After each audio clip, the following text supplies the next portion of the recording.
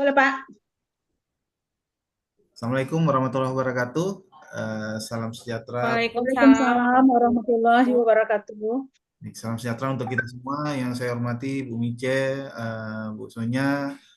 Sore hari ini kita akan membacakan tugas strategik SDM dari Bu Eka eh, yang akan nanti saya sampaikan. Namun izin sebelumnya saya share dulu terlebih dahulu materinya. Baik, Pak.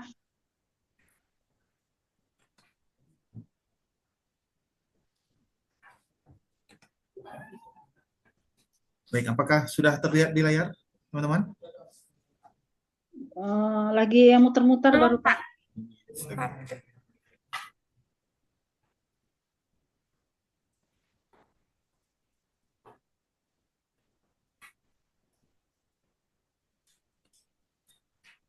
Eh, sudah terlihat Belum, Pak. Belum, Pak. belum ya? Oh, Wah, ini baru, Udah, Pak. Pak. baik. Sudah terlihat ya, teman-teman? Udah, Pak. Udah, Pak. Baik. Eh, baik, untuk sesi pertama saya akan bacakan tugas dari kelompok 2, ini hak dan disiplin pegawai.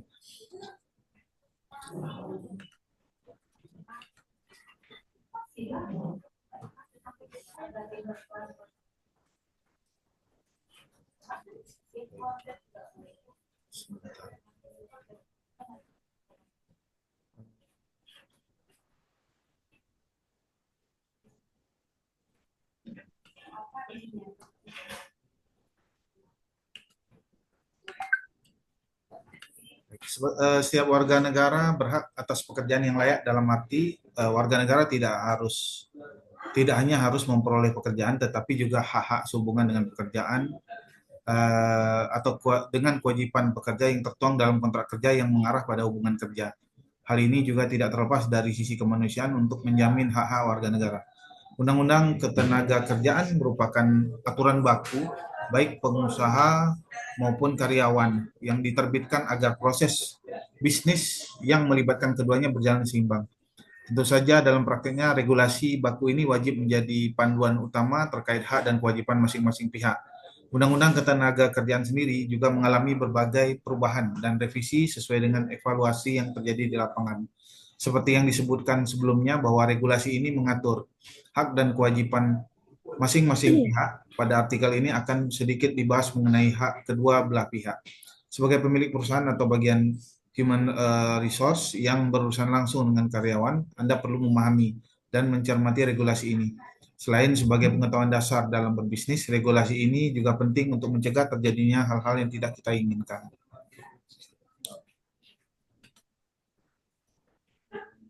Hak karyawan dalam perusahaan dalam Undang-Undang Ketenagakerjaan. Secara singkat, perusahaan memiliki hak yang tercantum dalam uraian Undang-Undang Ketenagakerjaan, yaitu dalam Undang-Undang Nomor 13 Tahun 2003 tentang Ketenagakerjaan.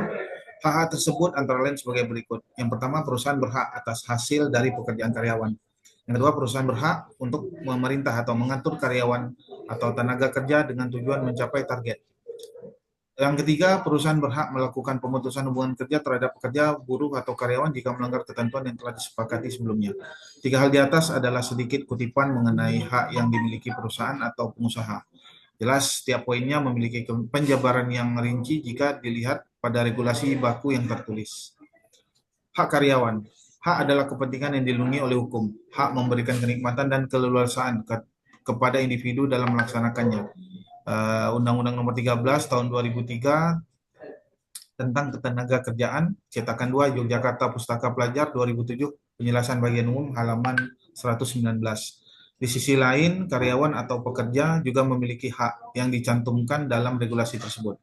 Menurut Undang-Undang Ketenagakerjaan, karyawan setianya memiliki beberapa hak sebagai berikut. Yang pertama, menjadi anggota serikat tenaga kerja. Yang kedua, jaminan sosial dan keselamatan kesehatan kerja atau K3. Yang ketiga, menerima upah yang layak. Yang keempat, membuat perjanjian kerja atau PKB. Yang kelima, hak atas perlindungan keputusan PHK tidak adil. Yang keenam, hak karyawan perempuan seperti libur PMS atau cuti hamil. Yang ketujuh, pembatasan waktu kerja, istirahat, cuti, dan libur. Selanjutnya, Saudara Sonya, silakan Bu Sonya untuk membacakan tugas ini. Baik, terima kasih sebelumnya Pak Zaldi, Bu Mice. Saya lanjutkan untuk kewajiban karyawan. Di sini kewajiban merupakan norma hukum positif yang memerintahkan perilaku individu dengan menetapkan sanksi atas perilaku yang sebaliknya. Konsep kewajiban hukum pada dasarnya terkait dengan konsep sanksi subjek dari suatu kewajiban hukum adalah individu yang perilakunya bisa menjadi syarat pengenaan sanksi sebagai konsekuensinya.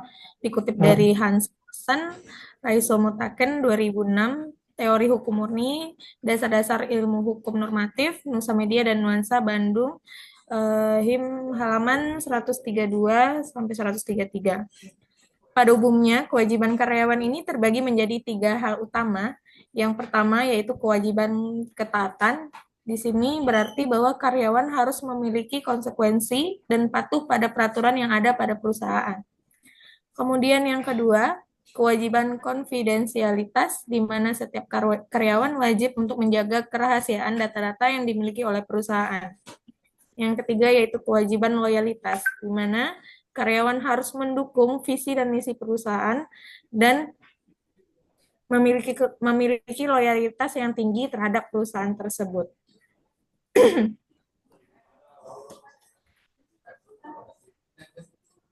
Ini selanjutnya ada beberapa hak karyawan. Yang pertama di sini adalah hak untuk mendapatkan upah ataupun gaji sebagai imbalan atas pekerjaan yang dilakukan ataupun kelebihan jam kerja dari waktu yang ditetapkan dalam PKB berdasarkan kepada ketentuan yang berlaku di bidang ketenagakerjaan. Kemudian hak memperoleh perlakuan yang sama tanpa adanya diskriminasi. Kemudian hak memperoleh pelatihan ataupun training untuk meningkatkan kemampuan dan kualitas karyawan. Kemudian ada hak istirahat dan cuti bekerja sebagaimana ditentukan dalam Undang-Undang Ketenagakerjaan maupun peraturan perusahaan yang berlaku. Di antaranya yaitu cuti tahunan sejumlah 12 hari kerja setelah karyawan yang bersangkutan bekerja selama 12 bulan secara terus-menerus. Kemudian adanya cuti besar. Cuti besar ini untuk karyawan yang telah memiliki masa kerja 5 tahun berturut-turut pada perusahaan atau kelipatan 5 tahun masa kerja memperoleh hak cuti besar. Kemudian istirahat melahirkan atau untuk karyawan yang melahirkan yaitu selama 1,5 bulan sebelum saatnya melahirkan dan 1,5 bulan sesudah melahirkan menurut perhitungan dokter kandungan atau bidan. Sedangkan untuk keguguran selama 1,5 bulan atau sesuai dengan surat keterangan dokter kandungan atau bidan. Selanjutnya, hak untuk melaksanakan ibadah sesuai agama dan keyakinan masing-masing, hak mendapatkan jaminan sosial sesuai amanat undang-undang yaitu BPJS Ketenagakerjaan dan BPJS Kesehatan. Kemudian hak untuk pensiun sesuai dengan ketentuan yang berlaku dan hak untuk mendapatkan tunjangan hari raya bagi karyawan yang sudah bekerja minimal 1 bulan. Kemudian di sini ada beberapa kewajiban karyawan pada perusahaan BNI, yaitu wajib berperilaku dan bertindak sesuai visi, misi, dan budaya kerja perusahaan, sebagaimana dimaksud dalam prinsip 46 Code of Conduct dan Good Corporate Governance. Kemudian wajib menjaga nama baik perusahaan, mentaati PKB, tata tertib, dan segala bentuk peraturan yang berlaku di lingkungan perusahaan. Dan juga karyawan di sini wajib melaksanakan semua tugas atau perintah dan pekerjaan yang diberikan oleh perusahaan dengan sebaik-baiknya dan dengan penuh rasa tanggung jawab sepanjang sesuai dengan ketentuan perusahaan yang berlaku. Kemudian karyawan wajib bekerja dengan jujur, tertib, cermat, dan bersemangat untuk kepentingan perusahaan. Selanjutnya, karyawan wajib menciptakan dan memelihara suasana kerja dan lingkungan kerja yang mendorong produktivitas dan harmonis. Dan juga karyawan wajib saling menghormati dan dengan sesama pekerja atau pegawai. Karyawan wajib menjaga kesopanan serta norma kesusilaan dan norma pergaulan yang baik dalam lingkungan perusahaan. Yang terakhir yaitu karyawan wajib memberikan contoh dan teladan yang baik di lingkungan kerja. Baik, untuk selanjutnya akan dilanjutkan oleh Ibu Mice. Kepada Ibu Mice dipersilakan. Baiklah. Terima kasih Pak Zaldi dan Sonya. Untuk lanjutannya di sini adalah disiplin karyawan. Tujuan disiplin karyawan adalah untuk mendorong karyawan berperilaku hati-hati dalam pekerjaan. Yang di sini didefinisikan sesuai dengan peraturan dan perundang-undangan. Dalam satu organisasi, peraturan dan perundang-undangan memiliki tujuan yang sama dengan apa yang dilakukan oleh hukum dalam masyarakat. Disiplin dibutuhkan dalam salah satu peraturan dari perundang-undangan ini dilanggar. Proses yang adil dan disiplin dilaksanakan pada 3 pilar. Yang pertama adalah perundang-undangan yang jelas, kedua sistem denda yang progresif, yang ketiga proses yang serius. Pertama, peraturan dan perundang-undangan menyelesaikan permasalahan indisipliner seperti pelanggaran ketentuan dan SOP. Contohnya antara lain adalah kinerja yang buruk yang tidak dapat diterima. Setiap karyawan diharapkan untuk melakukan pekerjaan dengan benar dan efisien untuk mencapai standar kualitas yang ada. Kedua, penggunaan alkohol dan narkoba di waktu kerja. Menggunakan keduanya sedang dalam selain jam kerja dan laporan bekerja di bawah pengaruh keduanya secara ketat dilarang. Ketiga adalah pelanggaran lainnya di perusahaan seperti melakukan pekerjaan tanpa kewenangan yang diizinkan, serta bentuk pelanggaran lainnya yang dilarang. Aturan menginformasikan kepada karyawan apa saja perilaku yang dapat dikenakan dan apa yang tidak. Aturan-aturan tersebut disampaikan kepada karyawan dalam bentuk buku panduan ataupun booklet agar memudahkan karyawan membaca dan memahaminya.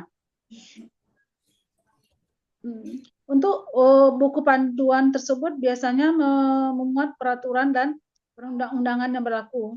Sebuah sistem dengan hukum yang progresif adalah pilar kedua.